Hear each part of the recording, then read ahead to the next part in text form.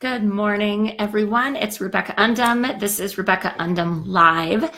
And this morning, we're going to be talking about a topic that, man, I think it is so important for people that really want to live boldly and do anything that maybe is a little less than mainstream. So today we're talking about how to not take things personally.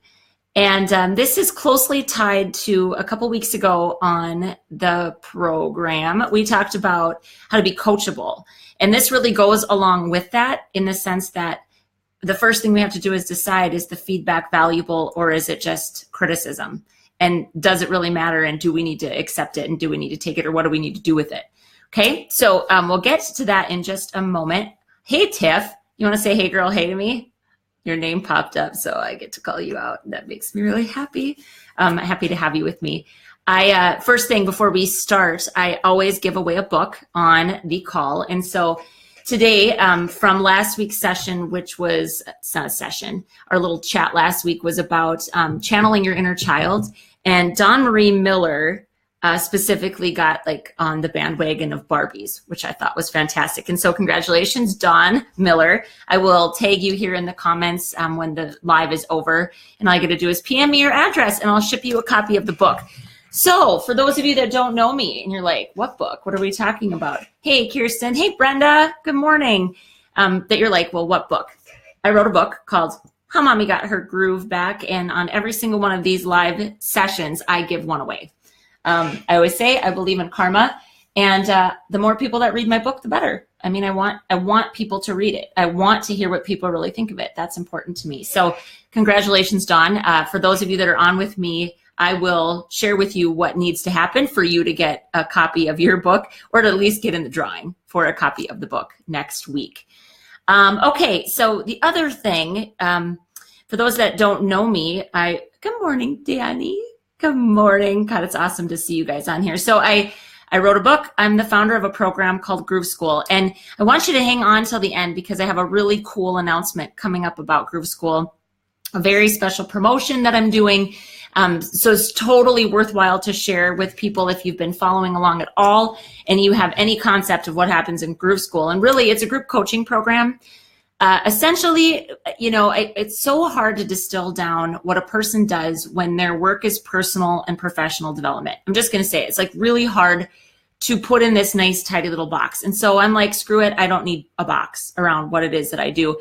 I really have a heart to help women in particular, because I feel like we're the ones where the craziness of so these women I was on a podcast with, they call it the struggle of the juggle. Okay, so you've got all these things that all these balls you're trying to keep in the air, and it's scary and it's hard. So that's who I want to work with. I also have a real heart for women that live in rural, isolated places, just because that's where I happen to live, in a really small town, kind of in the middle of nowhere. And it can be challenging and it can be hard. And I believe that women that have that desire, that drive to achieve, whether it's a personal goal, a business goal, maybe you're starting a business, maybe you work for someone else and you have a side hustle thing that you want to do, or you're just trying to get healthier. I know in my heart that people need support, and they need specific support. And that's what we offer in Groove School. So hang on till the end and we'll be talking about the promotion for that. Hey, Katie Pinky, good morning. All right, so today we're talking about, we'll get to the topic now that I've given you kind of my little run through, but please hang on till the end so you can catch that information. So today we're talking about how to not take things personally. And this is still a work in progress for me. I have not mastered this by any means, but I do have some strategies that have proven to work for me when I decide to put them into practice. Isn't that it, right? We always have information. It's just whether or not we choose to apply it. Okay, so 2 weeks ago, we talked about how to be coachable. And I got a lot of fantastic feedback from people.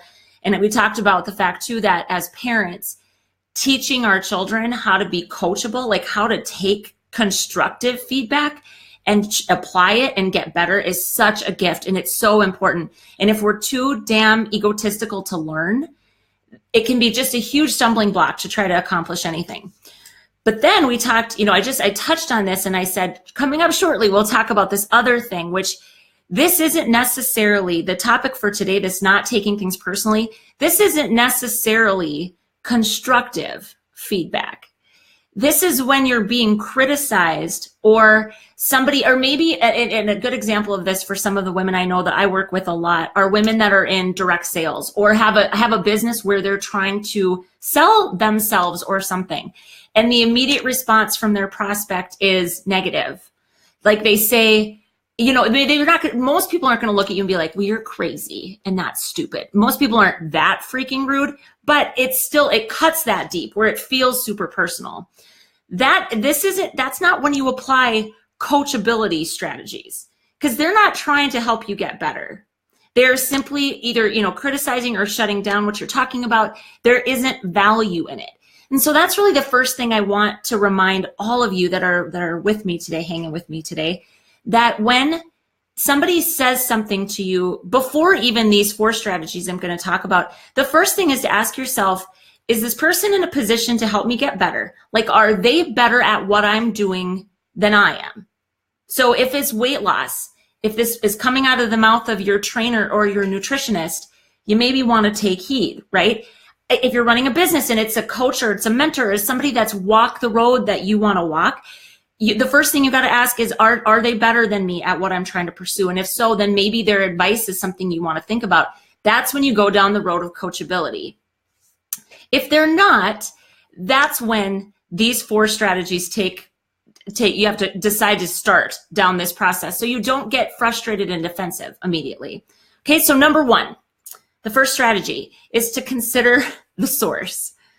Okay, so we've already determined that this maybe isn't necessarily somebody that you're going to learn from and grow from. So coachability isn't the path you're walking here, but it's still a person. Okay, and they say something that's maybe slightly negative or you perceive it to be negative. Considering the source means this: you look at this person and you think to yourself, how important is this person in the sphere of influence of my life? How important are they? Because I don't know about you, but for me, I find myself placing far too much emphasis on the opinions of people that don't know me that well. And here's the thing. So some of you that are on this call are public figures in the sense that you put your work out publicly. Public figure is not what I think of myself as, but I am on a live call right now with a good number of you hanging out with me. I put my thoughts and my views out to the world, which means I open myself up to criticism, right? Okay, Facebook, I love it. Instagram, I love it. There are people that I don't know real well, right? I open myself up to those comments. So that's what I'm talking about. Like the people that really don't know you very well and still are weighing in or disagreeing. And if you write opinion piece type things, that's going to happen. So the first thing you ask yourself, like, how important is this person to the existence of my life? And what I find, not just with myself, with a lot of people, we give way more credit to people that barely know us than they deserve. If you really got to ask yourself, if I don't really care about this person that much, like I don't hang out with them, they're not a steady, significant part of my life, why am I letting their opinion affect me this much? So it's just really about looking at, and I call it the nest, the people that are on the inside, and putting this person in some proximity to the nest. Are they in the nest with you, or are they way the heck out on the periphery? Then put perspective on their comment too. And this is a mindset thing all the way around with not taking things personally. That's the first thing. So then here's the struggle. What if they're in the nest? What if it's your mom or your dad or your spouse or your best friend, right? And they've said something you perceive to be negative. Then depending on if it's persistent behavior, it may be that you need to set a boundary with them.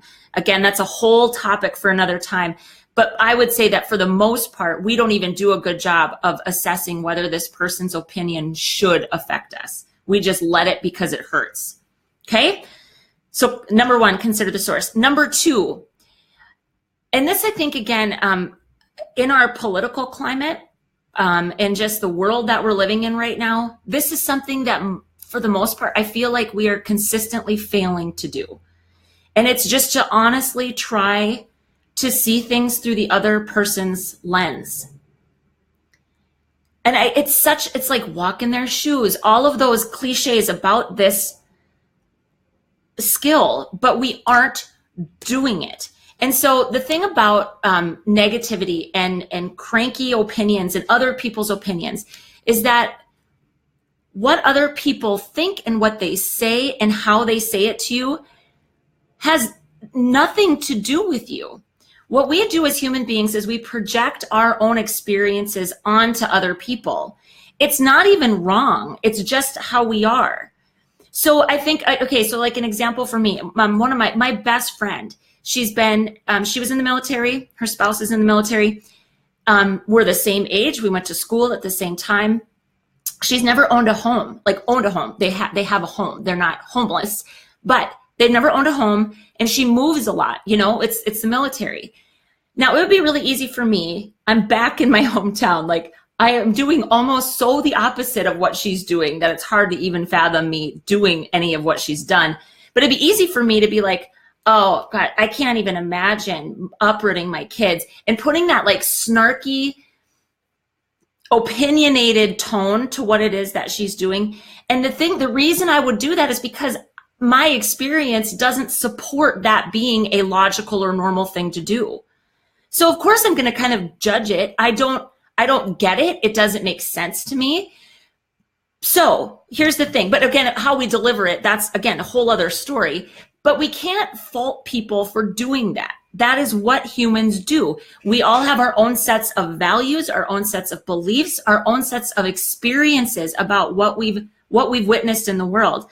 And so every time something happens, or in like a sales situation, of course, people are going to project. What we need to remember is that what they do and what they say and how they say it, it never has anything to do with us. And so if you can take a step back and think about the person, think about the life they've lived, think about what you know about them, it softens everything because it allows you to say, okay, if I were them, maybe I would see it that way too. And they aren't you. So they aren't as intimate and connected to what it is that you're either talking about or selling or doing. They're not you. Okay. So number 2 is to honestly take 4 steps back and try to look at the situation and think, if I were them, would I possibly feel that way too? Number 3, if you don't know enough about them to really do step number 2, then step number 3 becomes really important, and it's to not make assumptions. And I'll just say we even do this. We probably do it more with the people we love the most. I do it with my spouse. I always think I know what he's thinking, and in my head, I'll be like, well, I'm not going to say that. I'm not going to say that to him because I know what he'll say or what he'll think. No, I don't. And no, you don't either. And so number 3 is to not make assumptions. If you want to know where someone's coming from and you have no kind of experience with them to base what, like again, that whole I'm going to step into their shoes. If you have no idea what their shoes look like, you've got to ask. So step number 3 is not to make the assumption, but it's to ask questions. And it's hard because right away, if somebody says something negative, like they say, gosh, I don't really think that's for me, or I'm not a salesperson, or I don't think I could ever do that, or, oh, well, lucky for you, or anything snarky, immediately we get defensive. In a sales situation in particular, we are not in a position to convince or persuade. We are an educator. And so if you don't know what their problem is, you can't educate to it. And the more we dig in and get defensive and get egotistical, the more our ego gets in the way, we're never going to impart the knowledge they need to see if we're maybe right or it's maybe something they do want. I'm thinking in this case specifically from a sales standpoint.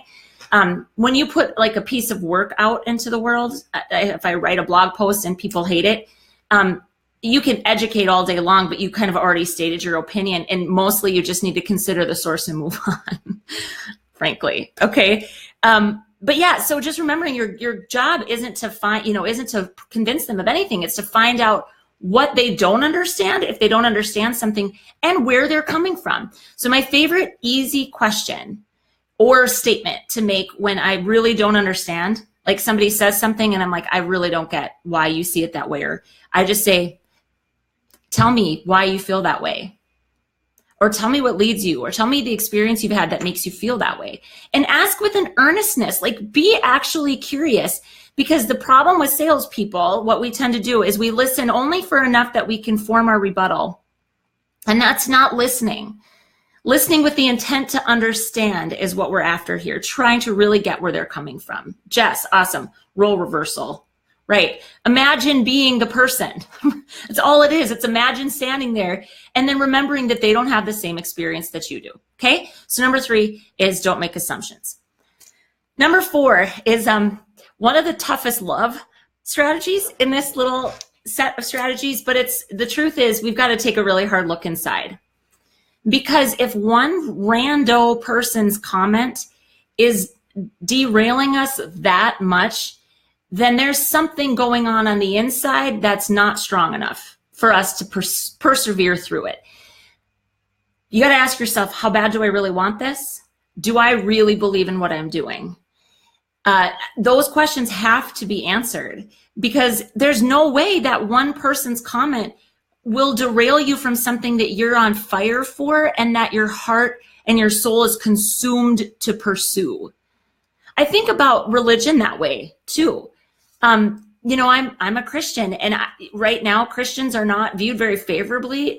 Again, some of it's because of their actions. I mean, I get all of that, but you would never derail me from my belief system because you have a negative comment about it. So if you're pursuing a job or you're pursuing a health goal, something as simple as that, where people will be like, oh, you can have the cheesecake. God, why do you have to be such a downer? This is when these strategies apply. And you have to ask yourself, do I really care that this person is giving me crap about my eating style when I am committed to getting healthier? So it's not all, this isn't just for people that are like, these 4 strategies are certainly for people that are putting themselves out there in a meaningful way and potentially opening themselves up to criticism. But this is about day-to-day life and how we handle interacting with other people. Because people aren't nice. We're not always nice to each other, unfortunately. And no matter how many billboards you drive by that say, be nice and be kind, sometimes we're just, people don't have tact.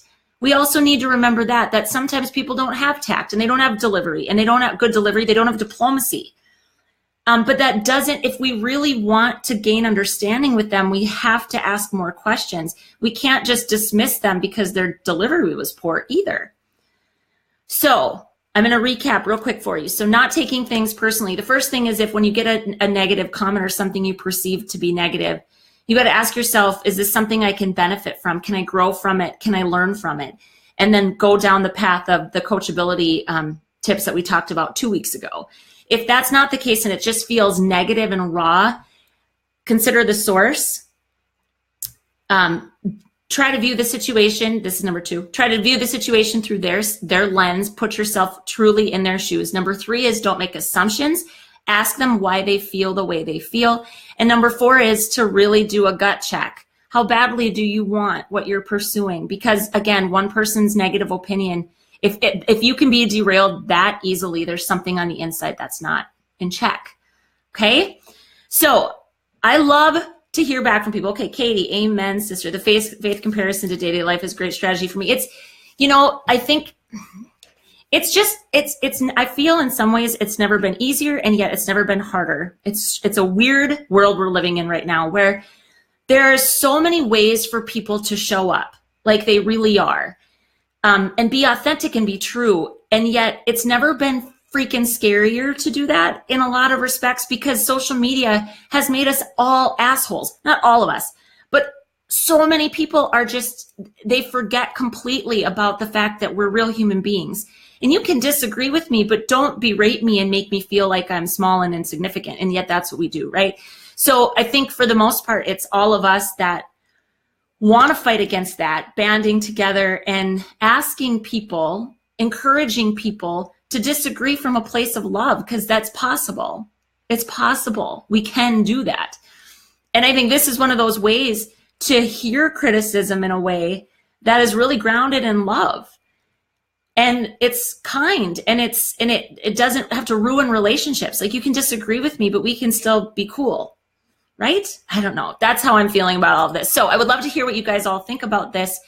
To get in for a book giveaway for next week, all you got to do is just simply share a time. Like, share a time that either you took the feedback in stride or you took it really poorly, and which of the strategies do you feel like will be most helpful to you as you move through the world. Because again, you can't avoid criticism. It's just, unless you do absolutely nothing. And that's not any fun either. It's okay to step out, and it's okay to embrace the uncertainty of other people's ideas about what it is that you're doing. It really is okay. All right, so 2 things. One is that was actually, so that came straight out of my my companion guidebook to How Mommy Got Her Groove Back. And so this is something that you can download for free. It's a PDF. So I will put the link in the comments so you can get that for free. It's just, there's 14 separate topics, 14 separate little tidbits of ways that you can push your needles. Because no matter what it is that we're working on, there's all this head stuff that happens. And that's what we need to constantly work on. With businesses, those of you that have businesses, they're only going to grow to the degree that you grow yourself. Because if you don't keep growing and you don't keep getting better and you don't keep learning, eventually everything stalls out. So that's kind of my take. Danny, we got my 13-year-old's going to listen to, I'm sorry, I got to always apologize to the moms that are like, I'm going to let my child listen to this. And then I'm like, sorry for the cursing, because I just get fired up and then like the little swears come out. So sorry, Danny. But yes, I love that. I love that. Love that. Okay, so here is the promotion for Groove School. I'm kind of doing a back to school promotion for Groove School. And again, Groove School, monthly coaching program. There's 2 ways to join. People can pay for an entire year, or you can pay month by month and cancel at any time. It's really fluid. It's really, because I know my target audience and women are busy and they don't need extra guilt and extra pressure. But kind of like a back to school promotion, and I'm calling it back to school because I don't know if you guys feel this way, but I get way more fired up about setting goals in the fall than I do like at New Year's. There's something about the fall that just feels nostalgic, and it feels like a renewal to me because kids go back to school. And I think moms that spend a lot more of the time at home, maybe in the summers, they get some of their schedule back. So back to school promotion, I am giving away an entire year of Groove School. And all you have to do to get registered is join me on it's a free like workshop on how to get your groove back. And it's not, these are this like 4 stages of getting your groove back. I've never really publicly shared. And so I put together a workshop. Registering for the workshop gets you into the drawing for a free year of Groove School. So I'm going to pop the link for that into the comments as well. And that is shareable, friends. So, you know, if you have followed me for any amount of time and you think, I would love what she does, or I have friends that would love what she offers, give them the chance to see it. I'm going to show a little bit about what happens in Groove School. I'm going to share about Groove School, but I'm really going to talk about, if you don't join me in Groove School, that's fine. I want you to understand kind of my philosophy on how people get better at things. And that this is something that any of you can take away and apply to anything you're trying to do back in your own respective places and worlds. So share that link with all the women that are high achievers, because man, it's hard to be kicking it all by yourself. And especially those of you that are in isolated little towns like I happen to be. It's a struggle. So that's what I've got for you. I will post those links. I will tag Dawn Miller for her book. And as always, I adore you. I adore that you guys show up with me and that you share your thoughts and that you share it with your children. Holy crap. That's like, I couldn't be more honored that that's the case. And these are the things that I wish that I had been taught when I was about 13. Danny, it's a perfect age. I struggled so much when I was younger to not just fly off the handle all the time. And she's in there and she still rears her head sometimes. It's all ego. And when you can learn to put that in check, your world can just open, and you can embrace friends that have completely different viewpoints from you and still love and honor each other. It is such a beautiful way to live. I can't tell you enough. So thank you again for all being here. If you have comments or questions or ideas or topics that you want me to tackle on this little live show of mine, I would be happy to do so. Okay, as always, in the meantime, till I see you all again, Groove on, everybody.